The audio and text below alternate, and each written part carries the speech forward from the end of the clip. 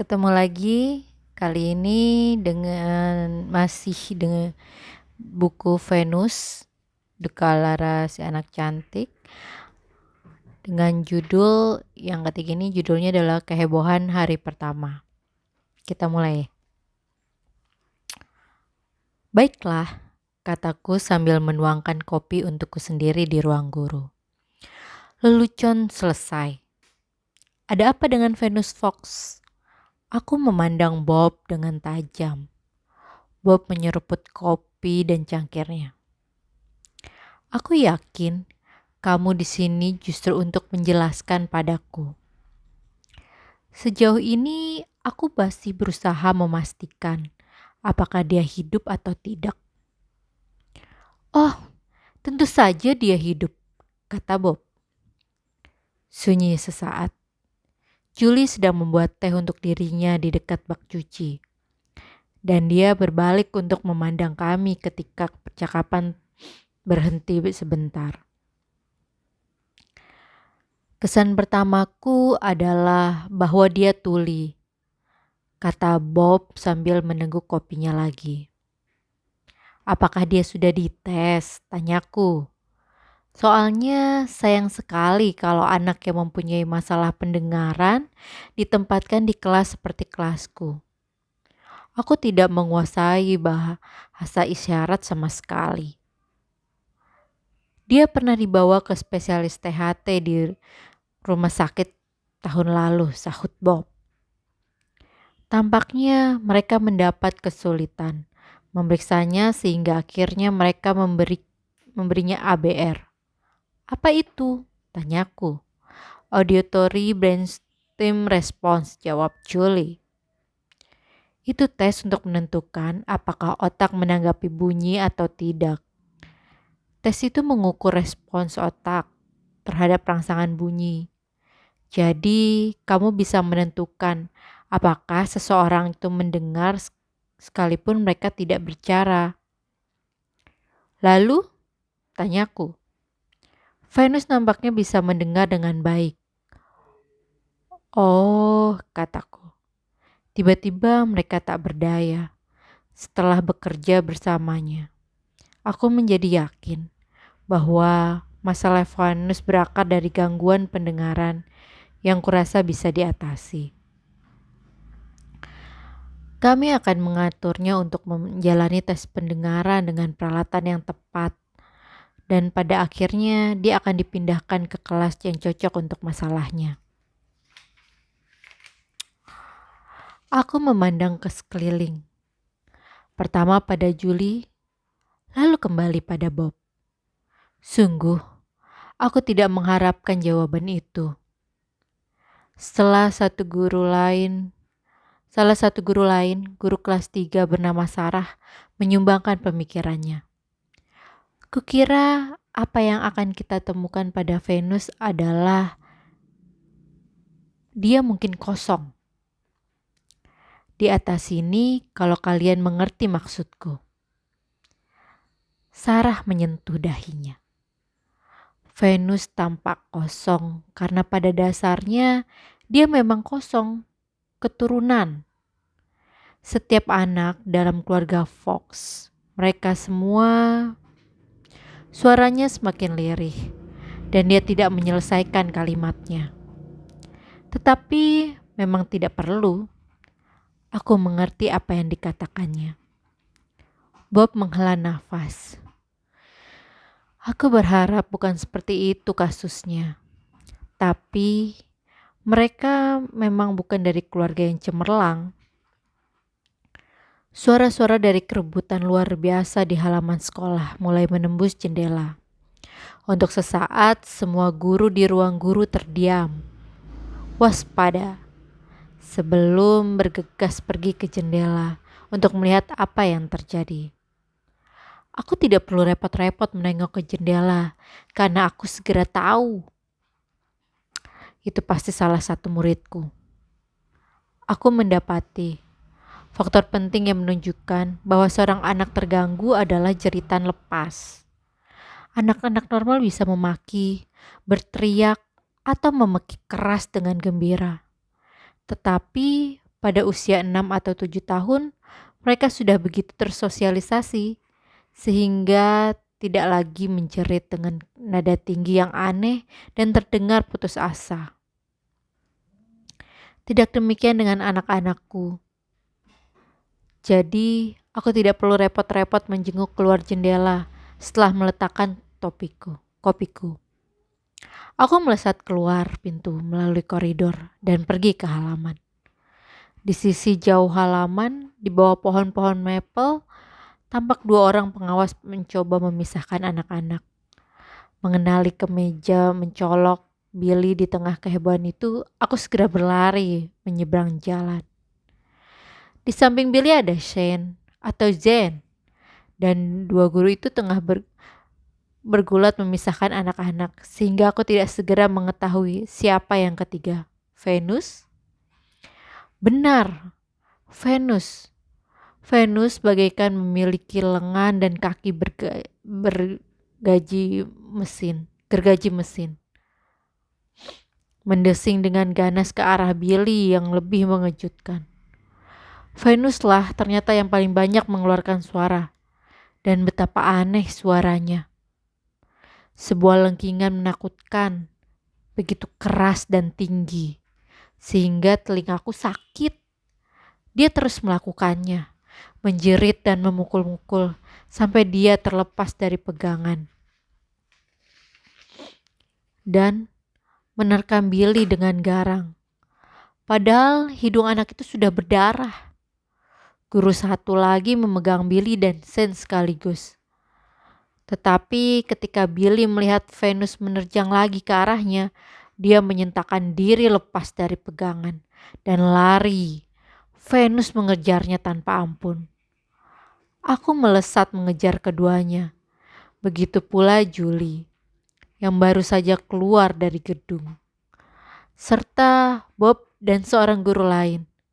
Kami bagaikan tokoh-tokoh dalam film anak-anak, The Gingerbread Boy. Mengejar satu sama lain.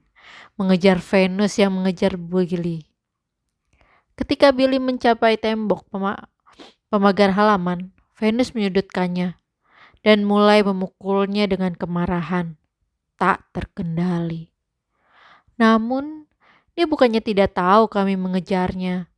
Karena pada saat aku sampai dalam jarak sentuh, Venus melesat naik ke atas tembok. Benar-benar Spider-Man, pikirku. Dengan lompatan yang tidak terlalu anggun, aku mengangkat tubuhku naik ke tembok pula. Meninggalkan Bob dan Julie, serta guru lain untuk memunguti apa yang tersisa dari Billy di trotoar dan menyatukannya kembali. Venus di atas angin karena tahu jalan, sementara aku tidak. Dia menerobos semak-semak, melintasi halaman belakang rumah orang, dan melari masuk gang. Aku mengejar dengan sekuat tenaga, berusaha tidak kehilangan jejak. Yang mengherankan, dia benar-benar luas ketika harus berlompat ke atas atau menyelinap ke bawah. Tetapi aku punya kaki lebih panjang.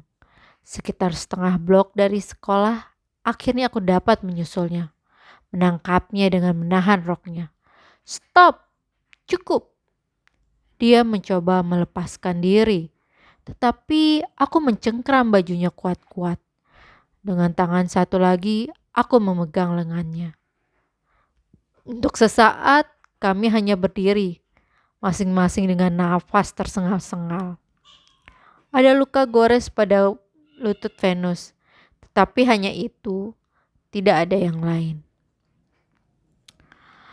Dia memandangku dengan cermat dan tampak ada sedikit kehidupan dalam tatapannya. Lebih daripada yang telah kulihat sebelumnya.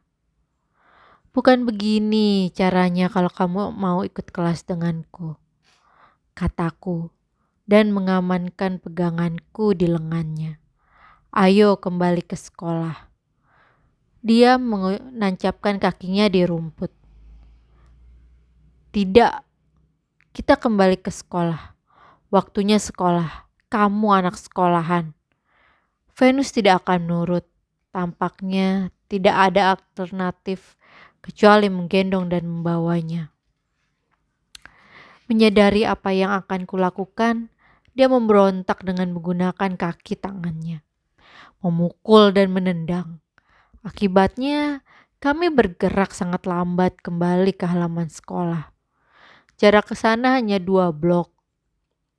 Tetapi dia membuatku tidak mungkin menggendongnya lebih dari beberapa meter. Aku harus berkali-kali menurunkannya dan mempererat peganganku. Akhirnya Bob datang dan membantuku. Melihat aku berjalan dengan susah payah, dia bergabung dan memegangi tangan Venus. Bersama-sama, kami setengah menyeret anak itu kembali ke gedung sekolah. Venus membenci perlakuan ini. Pada saat Bob menyentuhnya, dia mulai mengeluarkan jeritannya yang aneh dan bernada tinggi. Dia memberontak, menjerit, memberontak lagi.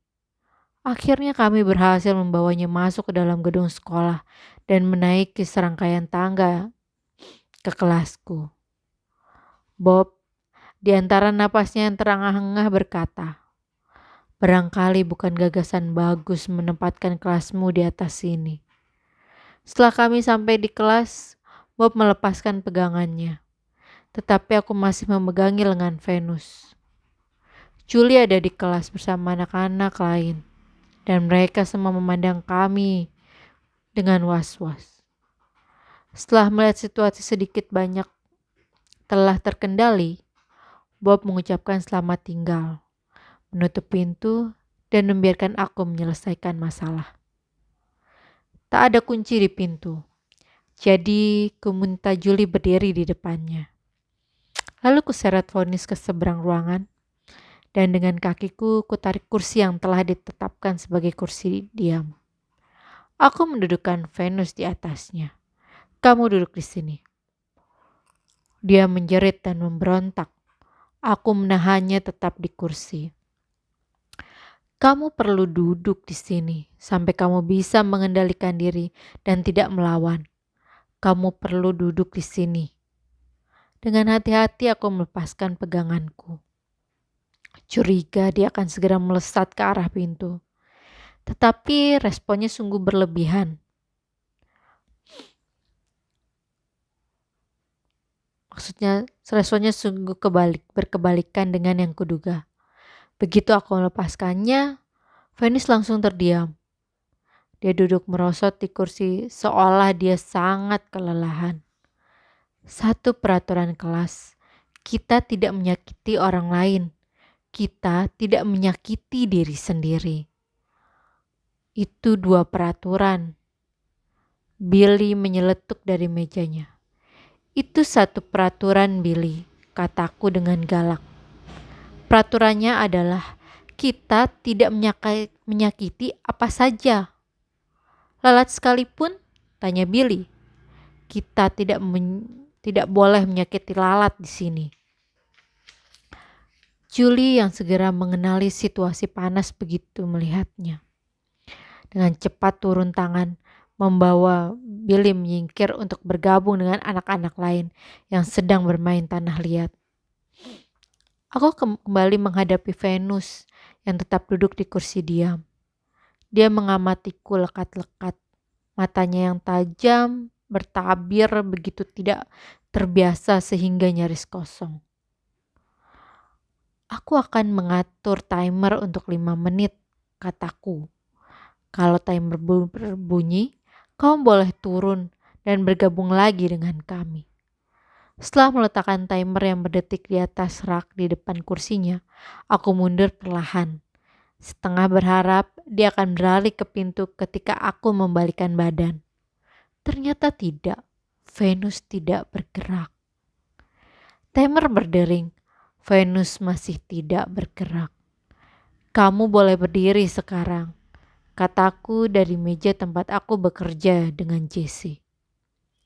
Tak ada tanggapan. Aku berpamitan sebentar kepada Jessie dan pergi mendatanginya. "Ini kursi diam. kamu duduk di sini kalau kamu sedang tak terkendali dan memerlukan waktu untuk menenangkan dirimu lagi. Tapi setelah kamu tenang, kamu nggak perlu duduk di kursi diam lagi. Ayo, kamu bisa memulai main tanah liat. Kami sedang membuat pot kecil. Kamu sudah pernah melakukannya? Venus memandangku. Melihat kehampaan dalam pandangannya, aku seakan berbicara dalam bahasa Hindi kepadanya. Aku meletakkan tanganku di bawah sikunya dan mendorongnya untuk bangkit dari kursi. Dia bangkit. Aku membimbingnya ke tempat kami semua bermain tanah liat. Sini, duduklah di sini. Dia hanya berdiri. Dengan lembut, aku menekan bahunya dengan satu tangan agar dia duduk di kursi itu. Aku menarik kursi di sampingnya dan duduk. Kuambil bulatan tanah liat dan kutunjukkan padanya. Lihat, apa ini? Tanah liat. Dan lihat bagaimana Jessie melakukannya. Kamu tekankan saja jempolmu pada bola tanah liat. Matanya tidak bergerak ke arah tanah liat. Pandangannya masih lekat menatap wajahku. Bahkan seakan-akan dia tidak mendengar aku. Apakah dia mendengar? Tampaknya sulit dipercaya. Aku telah bertemu banyak anak dengan masalah bicara dan bahasa selama ini.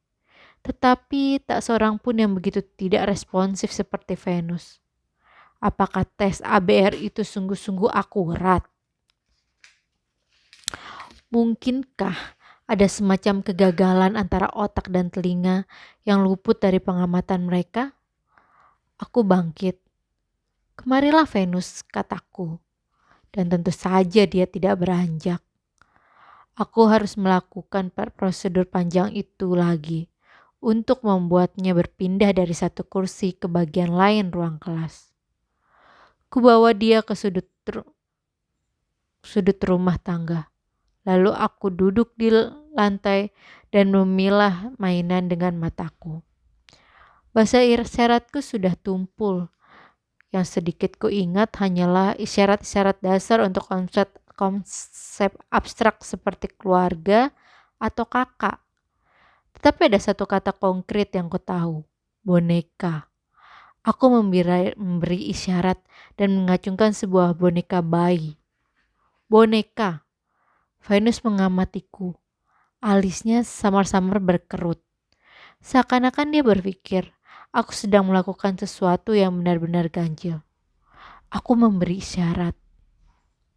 Lagi, boneka. Aku membuat isyarat dengan sangat-sangat lambat. Kuraih tangannya. Kuletakkan tangannya di atas boneka dan kubimbing jari-jarinya untuk membelai tubuh dari plastik itu. Kemudian aku berusaha membuat isyarat dengan jari-jarinya. Aku mengacungkan boneka, aku membuat isyarat lagi dengan tanganku sendiri. Boneka. 20 menit terakhir hari ini berlalu begitu saja. Venus tidak pernah merespon sekalipun. Akhirnya bel tanda sekolah berakhir terdengar. Julie mengantarkan anak-anak yang pulang dengan bus sampai di kendaraan mereka. Sementara aku mengantarkan anak-anak yang pulang berjalan kaki sampai di gerbang. Kemudian aku kembali ke lemari dokumen di kantor utama untuk mempelajari dokumen anak-anak. Aku mengambil data Venus dan duduk. Julie masuk sambil membawa 2 cangkir kopi untuk kami. Dia menggeser kursi di seberang meja dan duduk. Tadi itu pengalaman luar biasa, katanya. Aku ingin menganggapnya sebagai kehebohan hari pertama. Kemudian segalanya akan menjadi mapan. Aku memandangnya. Apakah itu pernah terjadi dengan Venus sebelumnya? Tahukah kamu? Pernahkah kamu melihat yang menyerang anak lain sebelum ini? Diam sesaat, tampak ada keraguan. Tetapi kemudian Julie mengangguk. Ya, Sebenarnya kukira lebih karena alasan itu dia dimasukkan ke kelas ini daripada masalah bicara. Tahun lalu akhirnya mereka harus menahannya di dalam kelas selama istirahat karena dilakukannya cuma berkelahi. Bagus sekali 5 anak, semuanya dengan misi untuk membunuh. Kelasmu seperti dalam Oke Koral bukan? Julie berkata dengan riang. Aku memandangnya. Apa kamu gak memperhatikan semua nama koboi mereka? Billy and Kid, Billy the Kid, Jesse James, dan Zen, dan semuanya tembak saja mereka. Dia tertawa. Rasanya gak ada koboi bernama Venus. Yah, bukan koboi, kata Julie. Dia mengingat-ingat sebentar. Namanya gak cocok, kataku. Julie mengangkat bahu. Begitu juga anak. Dokumen Venus sangat menyedihkan untuk dibaca. Dia adalah yang termuda dari 9 bersaudara dengan 3 bapak yang berbeda. Laki-laki yang menjadi ayah 4 anak tertua, termasuk Wanda, pernah dipenjara karena melukai orang dengan serius. Pernah dibebaskan, pernah merampok bank, pernah dipenjara lagi, dibebaskan lagi, dan akhirnya 3 tahun yang lalu meninggal dalam tahanan karena mengedarkan narkoba. Laki-laki kedua yang menjadi ayah 2 anak berikutnya pernah dengan kejam menyiksa ibu Venus yang sedang hamil, sehingga bayinya meninggal dalam kandungan. Lelaki itu juga dihukum karena melakukan penyiksaan terhadap 3 orang anak. Dibebaskan, tak lama kemudian dihukum lagi dengan dakwaan kekejaman terhadap binatang, setelah dia menjatuhkan anak anjing dari atas jembatan ke jalan raya. Lelaki ketiga adalah menjadi ayah 3 anak terakhir, termasuk Venus. Lelaki itu sudah berkali-kali dipenjara karena merampok dan tindak kejahatan lain yang berkaitan dengan narkoba dan alkohol. Di samping itu, juga pernah divonis atas tuduhan menganiaya seksual pada anak-anak. Sekarang ini dia sudah keluar dari penjara dan tinggal di daerah lain, karena dia dilarang melakukan kontak apapun dengan anak-anaknya. Ibu Venus mempunyai sejarah panjang pelacuran dan sudah sering keluar masuk pusat rehabilitasi bagi pecandu alkohol dan narkoba. Kini dia tinggal dengan 7 dari 9 anaknya. 3 di antaranya telah resmi diidentifikasi sebagai penyandang cacat mental. Dan semua anak itu pernah masuk pendidikan khusus. Si sulung laki-laki yang setahun lebih tua dari Wanda sekarang berada di dalam penjara. Anak laki-laki lainnya yang berusia 15 tahun sedang mengalami hukuman di penjara khusus remaja. Putri tertuanya yang berusia 17 tahun lalu terserang kejang-kejang ketika berada dalam tahanan polisi. Dan sekarang menderita kerusakan otak. 2 anak lainnya, anak laki-laki berusia 9 dan 12, disebutkan mempunyai masalah komunikasi yang serius dan sedang menjalani terapi bicara. Sesungguhnya sangat sedikit dalam dokumen itu yang secara khusus merujuk pada Venus. Kukira sudah berlaku pendapat umum bahwa dengan memasukkan sejarah keluarga, masa Venus dengan sendirinya menjadi jelas. Tak ada catatan tentang masa kehamilan atau komplikasi kelahiran. Tak ada yang menunjukkan apakah perkembangan awal anak itu normal atau tidak. Pertama kali dia mendapatkan perhatian yang berwenang adalah ketika dia berusia 5 tahun dan didaftarkan ke taman kanak-kanak. Tercatat di sana bahwa pada waktu itu dia nyaris diam sepenuhnya dan secara umum sangat tidak responsif.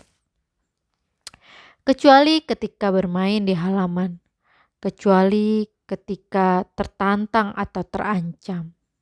Saat itulah Venus tampak menunjukkan kekuatan dari dalam dengan proporsi nyaris seperti dalam buku komik. Dia menjerit, dia berteriak. Sebagian orang bahkan mengira dia menyumpah-nyumpah. Gagasan itu bisa memancing tawa. Gadis kecil berusia 7 tahun yang buruk rupa dan tak pernah bersuara bermetamorfosis menjadi mesin pembunuh ganas. Kalau saja aku tidak menyaksikan sendiri. Aku menutup dokumennya. Terima kasih. Sekian.